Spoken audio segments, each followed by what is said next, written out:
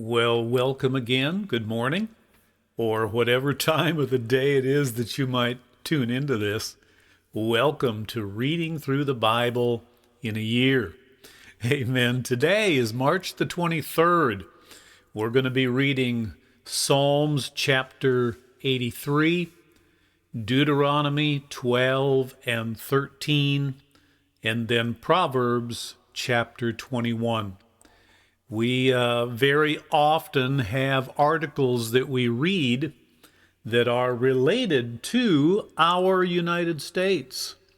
And today we have an article that's titled Tax Wars. So we're going to find out about taxation from the Bible. Then we have another article, The Priceless Value of a Good Name. So let's get started. We're going to open up our Bibles to, you could open it up right in the middle of the book. We're going to go to Psalms, and we are going to start with chapter number 83. Psalm 83, a psalm of Asaph. Do not keep silent, O God. Do not hold your peace, and do not be still, O God. For behold, your enemies make a tumult, and those who hate you have lifted up their head. They have taken crafty counsel against your people, and consulted together against your sheltered ones. They have said, "Come and let us cut them off from being a nation, that the name of Israel may be remembered no more." For they have consulted together with one consent. They form a confederacy against you. The tents of Edom and the Ishmaelites, Moab and the Hagrites, Gebal, Ammon and Amalek, Philistia with the inhabitants of Tyre. Assyria also has joined with them. They have helped the children of Lot. Deal with them as with Midian, as with Sisera, as with Jabin, at the brook Kishon, who perished at Endor, who became as refuse on the earth. Make their nobles like Oreb and like Zeeb, yes, all their princes like Zebah and Zalmunna, who said, "Let us take for ourselves the pastures of God for a possession." O my God, make them like the whirling dust, like the chaff before the wind. As the fire burns the woods, and as the flame sets the mountains on fire, so pursue them with your tempest, and frighten them with your storm. Fill their faces with shame, that they may seek your name, O Lord. Let them be confounded and dismayed forever. Yes, let them be put to shame and perish, that they may know that you, whose name alone is the Lord, are the Most High over all the earth.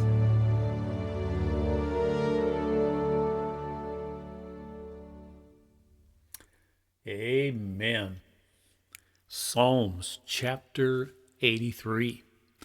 Now we're going to turn in our Bibles back to the book of Deuteronomy. And today is Deuteronomy chapters 12 and 13. Let's get back there to Deuteronomy. Let's start with chapter number 12.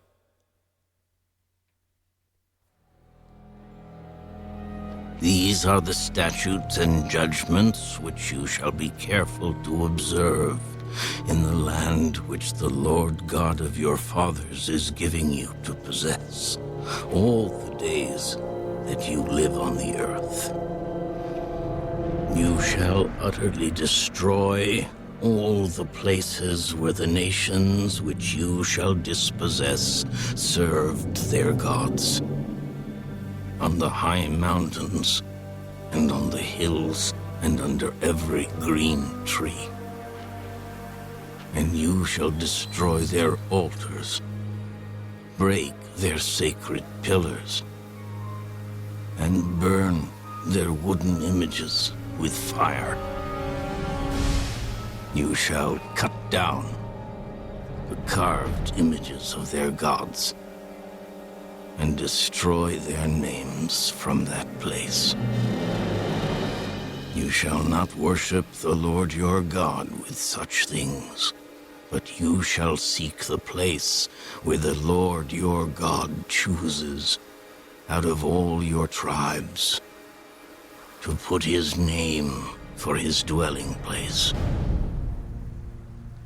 And there you shall go. There you shall take your burnt offerings, your sacrifices, your tithes, the heave offerings of your hand, your vowed offerings, your free will offerings, and the firstborn of your herds and flocks. And there you shall eat before the Lord your God, and you shall rejoice in all to which you have put your hand, you and your households, in which the Lord your God has blessed you. You shall not at all do as we are doing here today, every man doing whatever is right in his own eyes. For as yet you have not come to the rest and the inheritance which the Lord your God is giving you. But when you cross over the Jordan and dwell in the land which the Lord your God is giving you to inherit, and he gives you rest from all your enemies round about, so that you dwell in safety, then there will be the place where the Lord your God chooses to make his name abide. There you shall bring all that I command you, your burnt offerings, your sacrifices, your tithes, the heave offerings of your hand, and all your choice offerings which you vow to the Lord. And you shall rejoice before the Lord your God, you and your sons and your daughters, your male and female servants, and the Levite who is within your gates, since he has no portion nor inheritance with you. Take heed to yourself that you do not offer your burnt offerings in every place that you see, but in the place which the Lord chooses, in one of your tribes. There you shall offer your burnt offerings, and there you shall do all that I command you. However, you may slaughter and eat meat within all your gates, whatever your heart desires, according to the blessing of the Lord your God, which he has given you. The unclean and the clean may eat of it, of the gazelle and the deer alike. Only you shall not eat the blood. You shall pour it on the earth like water. You may not eat within your gates the tithe of your grain, or your new wine, or your oil, of the firstborn of your herd or your flock, of any of your offerings which you vow, of your free will offerings, or of the heave offering of your hand. But you must eat them before the Lord your God in the place which the Lord your God chooses. You and your son and your daughter, your male servant and your female servant, and the Levite who is within your gates, And you shall rejoice before the Lord your God in all to which you put your hands. Take heed to yourself that you do not forsake the Levite as long as you live in your land. When the Lord your God enlarges your border as he has promised you, and you say, "Let me eat meat," because you long to eat meat, you may eat as much meat as your heart desires. If the place where the Lord your God chooses to put his name is too far from you, then you may slaughter from your herd and from your flock which the Lord has given you, just as I have commanded you. And you may eat within your gates as much as your heart desires. Just as the gazelle and the deer are eaten, so you may eat them. The unclean and the clean alike may eat them. Only be sure that you do not eat the blood, for the blood is the life. You may not eat the life with the meat. You shall not eat it. You shall pour it on the earth like water. You shall not eat it, that it may go well with you and your children after you, when you do what is right in the sight of the Lord. Only the holy things which you have, and your vowed offerings, you shall take and go to the place which the Lord chooses.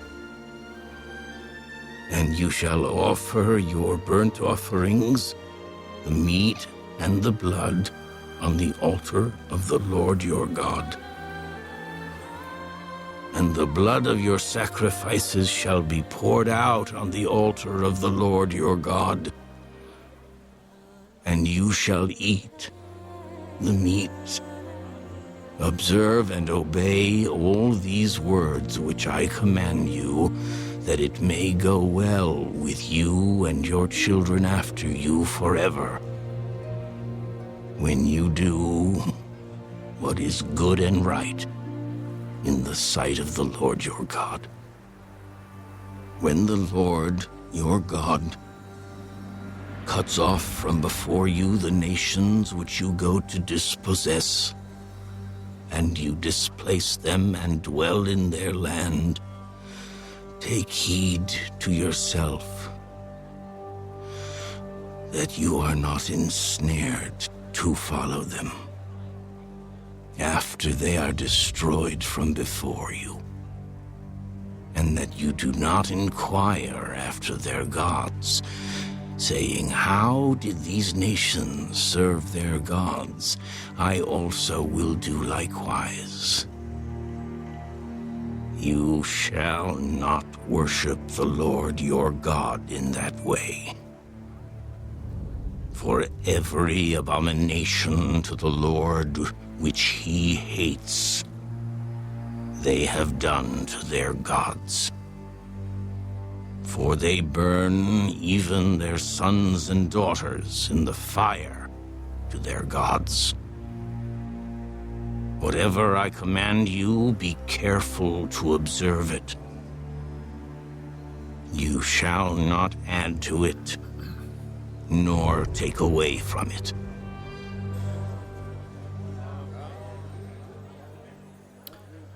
And now, excuse me, and now chapter number 13.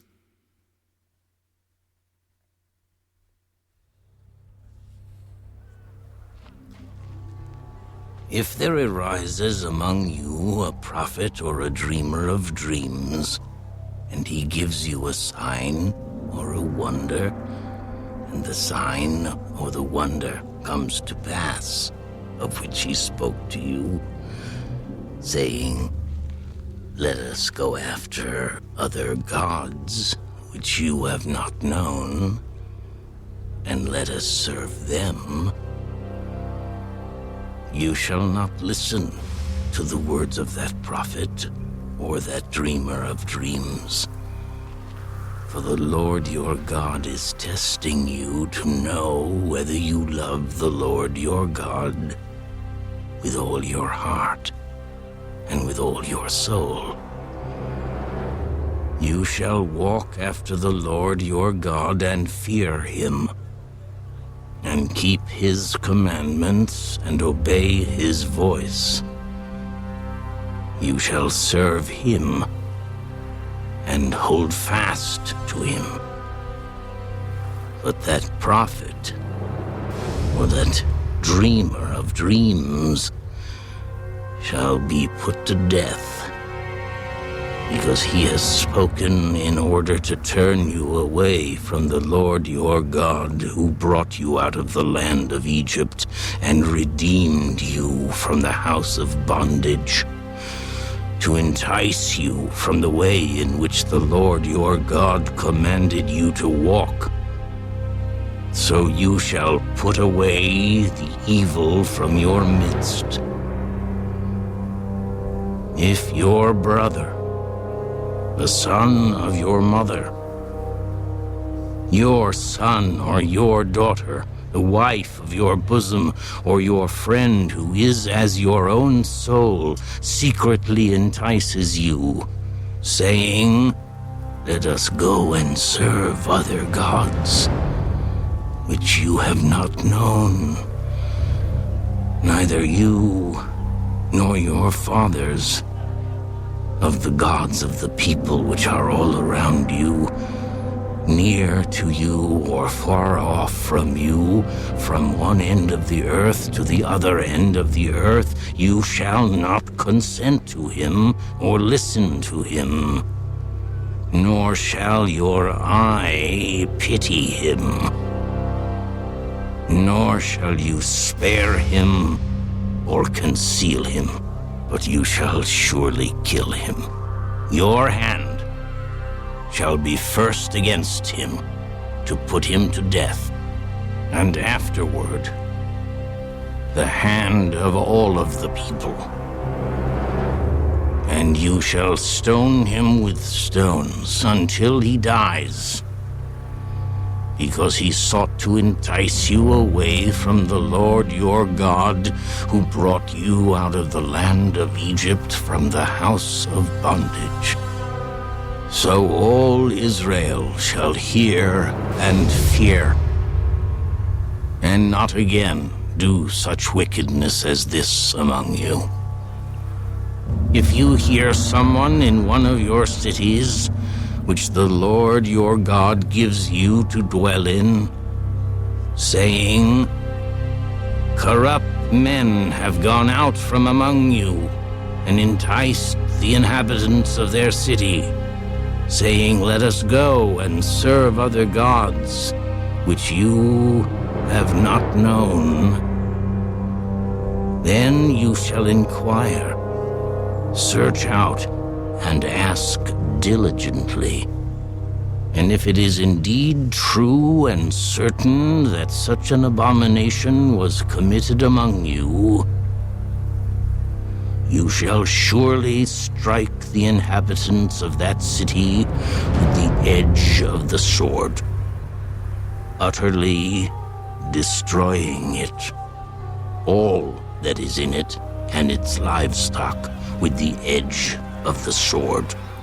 And you shall gather all its plunder into the middle of the street and completely burn with fire the city and all its plunder for the Lord your God. It shall be a heap forever. It shall not be built again. So none of the accursed things shall remain in your hand, that the Lord may turn from the fierceness of his anger and show you mercy, have compassion on you, and multiply you, just as he swore to your fathers. Because you have listened to the voice of the Lord your God, to keep all his commandments which I command you today, to do what is right in the eyes of the Lord your God.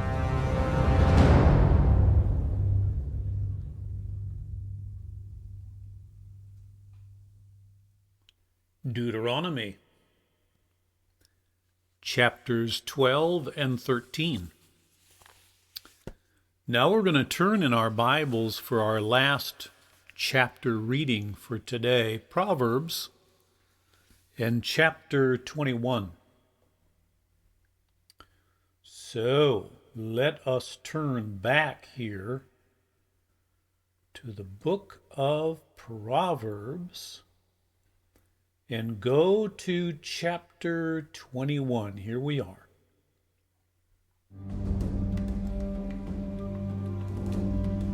The king's heart is in the hand of the Lord.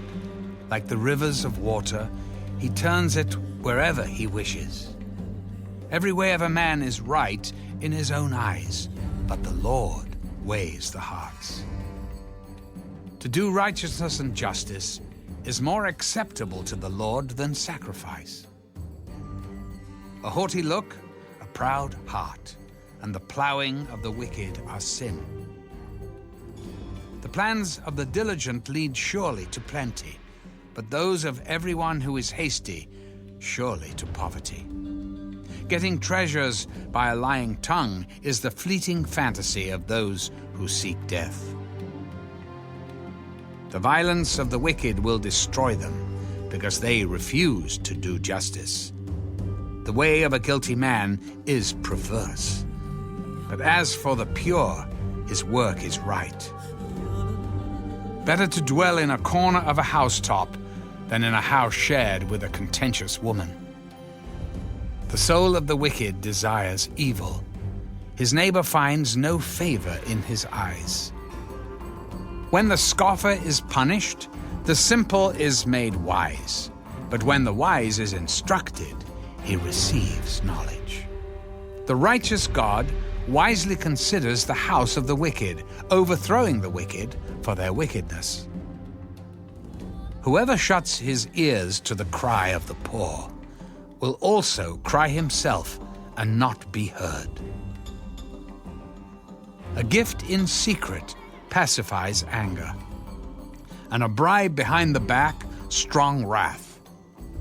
It is a joy for the just to do justice, but destruction will come to the workers of iniquity. A man who wanders from the way of understanding will rest in the assembly of the dead. He who loves pleasure will be a poor man. He who loves wine and oil will not be rich. The wicked shall be a ransom for the righteous, and the unfaithful for the upright. Better to dwell in the wilderness than with a contentious and angry woman. There is desirable treasure and oil in the dwelling of the wise, but a foolish man squanders it. He who follows righteousness and mercy finds life, righteousness, and honor. A wise man scales the city of the mighty and brings down the trusted stronghold. Whoever guards his mouth and tongue keeps his soul from troubles. A proud and haughty man, scoffer is his name. He acts with arrogant pride. The desire of the lazy man kills him, for his hands refuse to labor. He covets greedily all day long. But the righteous gives and does not spare. The sacrifice of the wicked is an abomination. How much more when he brings it with wicked intent? A false witness shall perish, but the man who hears him will speak endlessly. A wicked man hardens his face, but as for the upright, he establishes his way. There is no wisdom or understanding or counsel against the Lord. The horse is prepared for the day of battle, but deliverance is of the Lord. And that is Proverbs chapter 21. We have these two added articles that we're going to read. The first one, Tax Wars, very interesting title. And we find this back in the book of Deuteronomy. And Tax Wars is based on Deuteronomy 14, although it is placed right in the middle of chapter 13. That's why we're reading it today. Tax Wars. When God was establishing civil laws for his people, he required them. Deuteronomy 14 and verse 22 says, "You shall surely tithe all the produce from what you sow, which comes out of the field every year." The tithe was 1/10, 10%. 10% of the annual income of every citizen, and it functioned as a tax or a levy on the people. From the proceeds of that tax, officials were paid and social programs operated. And take a look at Deuteronomy 26 and verse number 12. Frequently across the Bible, the requirement to pay a tithe is repeated. Leviticus 27 verses 30 through 32, 2 Chronicles 31 verses 5 through 12. Significantly, under this biblical plan, everyone paid the tax at the same rate. Whether someone was rich or poor, the percentage was the same. If a man made $1 million, his tithe or tax was $100,000. And if a man made $100, his tithe or tax was $10. Under this uniform tax, the rich paid more than the poor in actual amount, but each was treated exactly the same under the law, which is the definition of justice. As Jesus affirmed, this impartiality is a reflection of the character and nature of God. Matthew 5 and verse 45. He causes his sun to rise on the evil and the good, and sends rain on the righteous and the unrighteous. Evil or good, just or unjust, rich or poor, God was impartial. This biblical system of taxation is known as capitation taxation, which is an assessment levied by the government upon a person at a fixed rate, regardless of income or worth. This system was placed into the U.S. Constitution. Article 1, Section 9. No capitation or other direct tax shall be laid unless, in proportion to the census or enumeration herein before directed to be taken.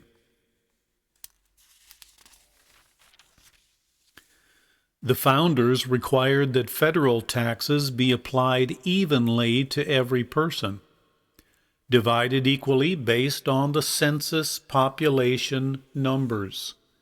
The Constitution likewise required, Article 1, Section number 8, the Congress shall have power to lay and collect taxes, duties, imposts, and excises, but all duties, imposts, and excises shall be uniform throughout the United States.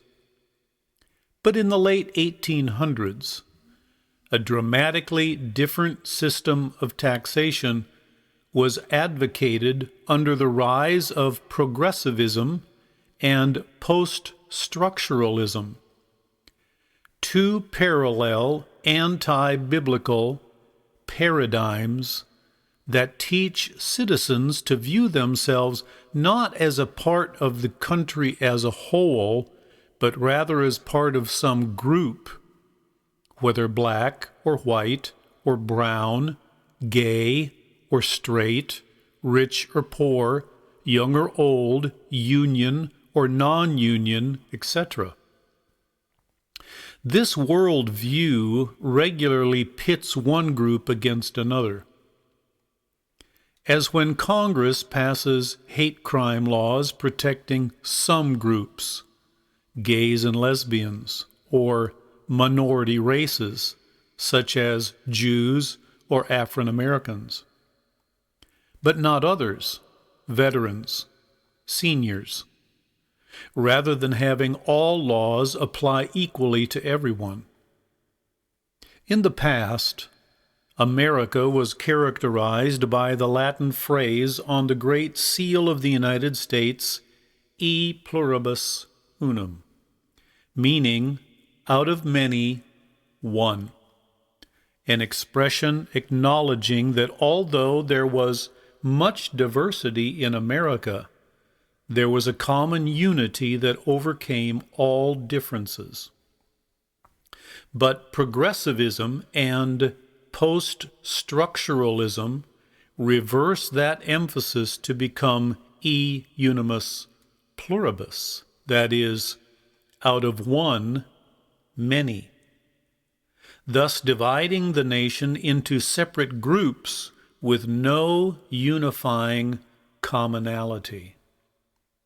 Under this approach, in 1894, Congress passed a tax that singled out the wealthy and treated them differently from others. But some citizens, still retaining a biblical view, objected. A U.S. Congressman, Justin Morrill, 1810 to 1898, had earlier explained, "In this country, we neither create nor tolerate any distinction or rank, race, or color, and should not tolerate anything else than entire equality in our taxation." And that understanding was widespread. In 1895, the Supreme Court properly struck down that 1894 law as being in direct violation of the clear wording of the Constitution. At that time, Supreme Court Justice Stephen Field warned that such a tax would literally change the face of America, accurately predicting this tax will be but the stepping stone to others, larger and more sweeping, till our political contests will become a war of the poor against the rich, a war constantly growing in intensity and bitterness. Progressivism and post-structuralists, following their defeat at the hands of the Constitution, began advocating a constitutional amendment to change the biblical approach to a non-biblical one. Under their proposal, the rich would be treated differently from the poor through the system of progressive taxation, which takes a higher portion of large incomes than of small ones. In 1913, that proposal was ratified as the 16th Amendment to the Constitution, thus permitting the practice of uniform and capitation taxation to be replaced with the progressive approach, which is what Congress now regularly and even aggressively pursues, pitting one group against the other, and inciting class warfare that further divides the country. Nevertheless, America's original system of taxation treated Americans as individuals rather than as part of a group, and it allowed, figuratively speaking, for the sun to rise alike on the good and the evil, and the rain to fall equally on the just and the unjust. This is just one of the many areas in which the Constitution specifically incorporated biblical principles. We would do well to return to the wisdom that God established for how to order our society. Forsaking it only invites destruction. And that is the article titled Tax Wars. Now we have one other article that we are going to read, and it is found in the book of Proverbs. We've read this, and we're going to continue to read this probably monthly, because we go through the book of Proverbs once a month. And the reason that we do this, not only that it is included in a particular chapter, but we do have people that are not following us all the way through the Bible in a year, and any time they should listen to a one-day reading, I would like them to hear as much of the additional articles as possible. So this one, titled The Priceless Value of a Good Name, found in Proverbs 22 and verse number 1. And let's take a look at that. A good name is to be more desired than great wealth. Favor is better than silver and gold. According to the Bible, maintaining a good name, that is, preserving a good reputation, is more valuable than accumulating any amount of wealth or possessions. Numerous verses underscore the importance of a good reputation. Keep your behavior excellent, 1 Peter 2:12. A good name is better than a good ointment, Ecclesiastes 7:1. An overseer must be above reproach, 1 Timothy 3:2. And he was well spoken of by the brothers, Acts 16:2. Founding Father Noah Webster also emphasized the value of reputation, and he said, and I quote, "Reputation is a valuable species of property or right which should never be violated. With the loss of reputation, a man, and especially a woman, loses most of the enjoyments of life. The best evidence of reputation is a man's whole life." By the way, it was because reputation was so important in those days that duels were sometimes resorted to. If someone's reputation was maligned, he often challenged the accuser to a duel as a means of publicly defending his name. But the pulpit so strongly preached against dueling that legislatures eventually banned it.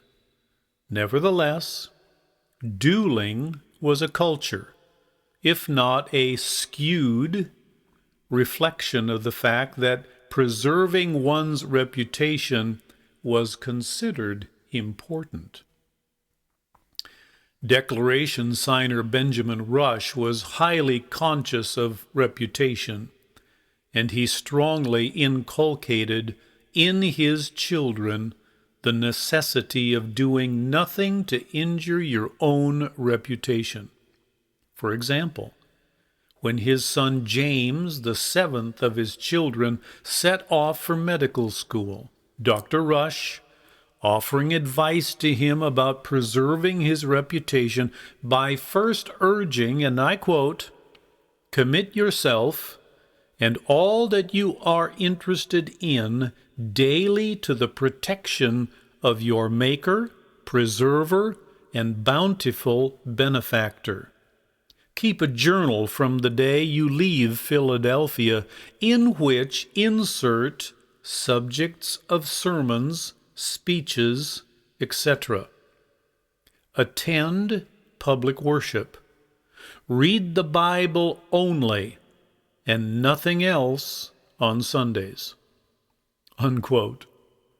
He then closed his advice to James with this strong admonition: "Remember, thou hast a character to lose."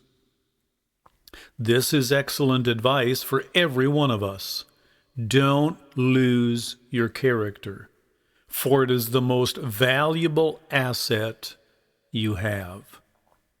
And then there's a little blip down here on the bottom of the page.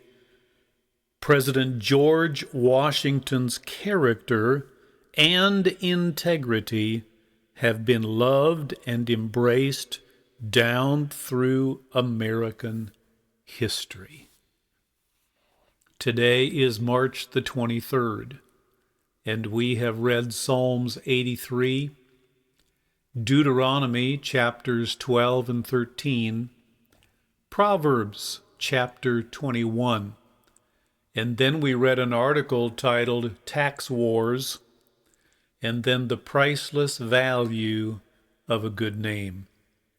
I pray that you have an amazing rest of your day, but be sure to take some time to meditate on what you have heard, what we have read, and we will see you again tomorrow.